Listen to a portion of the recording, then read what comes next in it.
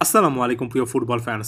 2025 সাল Lionel Scaloni আর্জেন্টিনার জন্য খুবই ক্রুশাল একটা সাল বা সময় হতে যাচ্ছে এবং এই সময়টাতে অর্থাৎ 2026 বিশ্বকাপের আগে আর্জেন্টাইন কোচের সামনে 5টা চ্যালেঞ্জ, যেটাকে দ্য 5 গ্রেট চ্যালেঞ্জেস বলছে টিওএসসি স্পোর্টস, সেগুলো নিয়ে আলোচনা করব।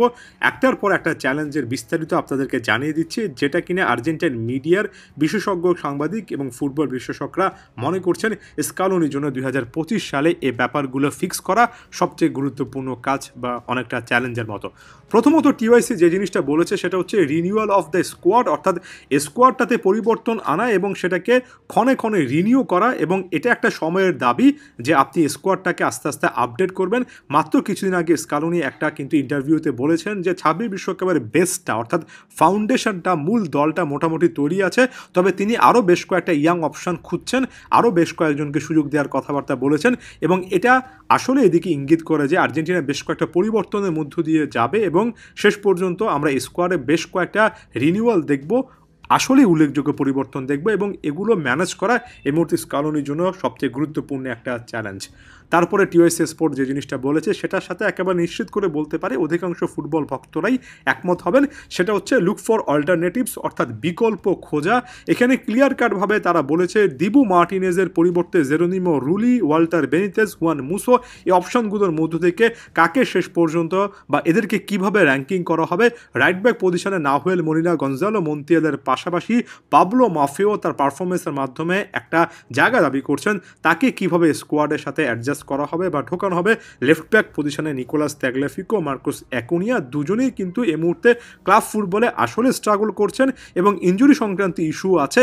এখানে আসলে বিকল্প কোনো একজন প্লেয়ার যেমন হুলিও সোলারের মতো ইয়াংস্টার কোনো প্লেয়ারের দরকার আছে কিনা, ভ্যালেন্টিন বার্কোর মতো কোনো অপশনকে ট্রাই করানো যায় কিনা, লিজান্ডো মার্টিনেজ যেহেতু ইনজুরিতে আছেন, এগুলোকে কেন্দ্র করে আসলে কী টাইপের কাজকর্ম করা হবে, এবং এ লেফট সাইডে ডিফেন্সিভ সলিডিটি ধরে রাখার জন্য বড় বড় মতো আরও একবার নিকো গঞ্জালেসের মতো প্লেয়ারকে বারবার এখানে ব্যবহার করা হবে কিনা, যথেষ্ট পরিমাণ বিকল্প এই পজিশনগুলোতে আছে কিনা, ওয়ান্স অ্যাগেইন সেটা সবচেয়ে গুরুত্বপূর্ণ একটা ফ্যাক্টর হতে যাচ্ছে।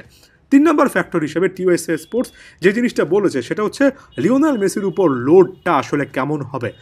যেমন দেখুন, একেবারে ব্যক্তিগত জায়গা থেকে বলি, 2022 বিশ্বকাপে আর্জেন্টিনা যেভাবে সৌদি আরবের কাছে হেরে শুরু করেছিল, এমনকি মেক্সিকোর বিপক্ষে আর্জেন্টিনা যে মোমেন্টটা কাটাচ্ছিল, সেখানে লিওনেল মেসির একটা অসাধারণ গোল, তার একটা ম্যাজিক্যাল মোমেন্ট, এবং তারপরে ক্ষণে ক্ষণে লিওনেল মেসির এভাবে জ্বলে ওঠা, পুরো দায়িত্বটা তার কাঁধে নেওয়া, এটা বিশ্বকাপ জয়ের পথে আমার কাছে মনে হয় সবচেয়ে গুরুত্বপূর্ণ পয়েন্ট ছিল লিওনেল মেসি, এবং তার পাশাপাশি অবশ্যই এমি মার্টিনেজের কথা বলবো।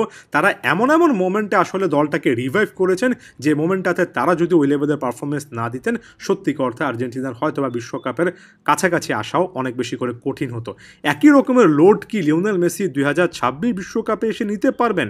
ওই সময়টাতে 39 ছুঁই লিওনেল মেসির পক্ষে কি ঠিক একই রকমের পারফরমেন্স, তার চেয়ে বড় কথা একই রকমের চাপ ফিজিক্যালিও নেওয়া পসিবল? এই উত্তরগুলো স্কালোনিকে খুঁজে বের করতে হবে। লিওনেল মেসির উপর লোডটা আরও কমাতে হবে, তাই স্কালোনির জন্য চ্যালেঞ্জটা আসলে আরও অনেক বেড়ে যায়। 22 বিশ্বকাপে তিনি বেস্ট ফর্মের নিজেকে ছাড়িয়ে যাওয়া ওই লিওনেল মেসিকে পেয়েছেন, 26 বিশ্বকাপে যে একেবারে হুবহু একই রকমভাবে পাবেন ব্যাপারটা কিন্তু এমন নয়। 4 নম্বর পয়েন্টে এসে টিওএসসি স্পোর্ট যে জিনিসটা বলেছে সেটা হচ্ছে বেস্ট ভার্সন খুঁজে বের করা, বিশেষ করে ইয়াং স্টারদেরকে। যেমন আলেহান্ড্রো গার্নাচো কেমন ফুটবল খেলতে পারেন আমরা সকলেই জানি। সাম্প্রতিক সময়ে আমরা নিকোলাস পাজের ফুটবল খেলা দেখেছি, ফাকুন্দো বুনানত্বকে ইংলিশ প্রিমিয়ার লিগে বেশ কয়েকটা ইমপ্রেসিভ পারফরমেন্স দিতে দেখেছি। এই প্লেয়ারদেরকে বেস্ট ভার্সনে নিয়ে আসতে এবং জাতীয় দলে তাদের সেরাটা বের করে আনতে এখনও স্কালোনিকে অনেক অনেক কাজ করতে হবে। একই সঙ্গে মার্কোস সেনেসির কথা আলাদা করে বলেছে টিওএসসি স্পোর্টস, যিনি কিনা এখন পর্যন্ত খুব একটা বেশি সুযোগই পাচ্ছেন না। এই ইয়াংস্টার প্লেয়ার যারা কিনা স্ব ক্লাবের জার্সিতে ওভারঅল ভালো ফুটবল খেলেছেন বা খেলছেন, জাতীয় দলের কনটেক্সটে তাদের কাছ থেকে সবচেয়ে ভালো রেজাল্ট বের করে আনাটা কখনোই সহজ কোনো কিছু নয়, এবং স্কালোনির জন্য এটা খুবই কঠিন একটা চ্যালেঞ্জ সামনে হতে যাচ্ছে। Number 5, last but not the least বলতে হবে, সেটা হচ্ছে ওই ফ্লেমটা ধরে রাখা, দলের মধ্যে একটা প্রতিদ্বন্দ্বিতা ধরে রাখা। প্রতিদ্বন্দ্বিতা নিজেদের মধ্যেও যেমন সুস্থ প্রতিযোগিতার একটা ভাব তৈরি করে, তেমনি একই সঙ্গে সেই ক্ষুধাটা আসলে ধরে রাখতে হবে।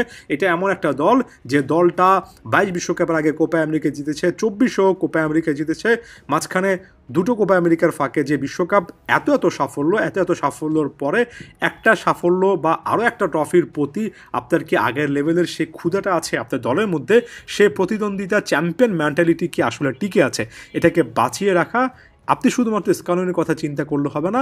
যে কোনো গেমের ক্ষেত্রে ধরুন, জীবনের যে কোনো অংশের ক্ষেত্রে ধরুন, আপনি যখন একের পর এক সাফল্য পান, পরবর্তী সাফল্যের প্রতি ক্ষুধা ধরে রাখাটাও কিন্তু আসলে খুবই কঠিন একটা ব্যাপার। তাই এটা মনস্তাত্ত্বিক দিক থেকেও স্কালোনেটার জন্য কিংবা ওভারঅল আলবিসেলেস্তেদের জন্য আসলে বড় একটা চ্যালেঞ্জ। ওভারঅল এই বিষয়গুলোকে নিয়ে আপনি কী ভাবছেন? আপনার চোখে স্কালোনির সামনে সবচেয়ে বড় চ্যালেঞ্জের জায়গা কি, সেটা অবশ্যই জানাবেন। একই সঙ্গে এই জিনিসটা জানানোর চেষ্টা করবেন লিওনেল মেসির কাছ থেকে আসলে 26 বিশ্বকাপে কি আশা করছেন। ধন্যবাদ সবাইকে।